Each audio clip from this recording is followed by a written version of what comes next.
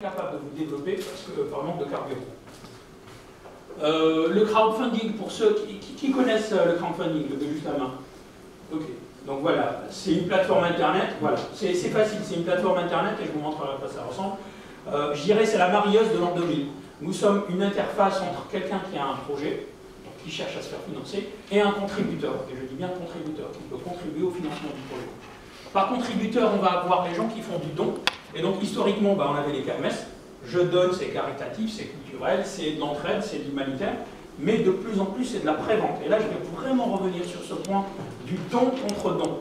C'est plus du caritatif. Vous faites du business, vous testez le marché par rapport à votre produit. Le prêt, vous prêtez comme une banque. Vous êtes banquier, vous et moi sommes des banquiers, on prête à des porteurs de projets. Et l'investissement, vous êtes un business angel d'une société de capital risque. Donc, vous prenez des parts d'une société. Donc, vous avez toujours trois interlocuteurs. La marieuse, le contributeur, qui peut être donc un donateur, un investisseur ou un prêteur, et un porteur de projet. Le crowdfunding, pourquoi tout le monde en parle? C'est parce qu'en fait c'est un secteur en hyper-croissance. Quand je dis en hyper-croissance, donc l'année dernière 152 millions collectés en France, l'année d'avant 78, l'année d'avant 33 et l'année d'avant 11 millions. Donc en 5 ans on est passé de 11 millions à 152 millions. Ce qui est intéressant, c'est que jusqu'en 2013, c'était principalement du don avec une dimension culturelle artistique, mais depuis l'année dernière, c'est du prêt vers les entreprises. Donc on a de plus en plus de Français qui font du crowdfunding pour financer des entreprises françaises.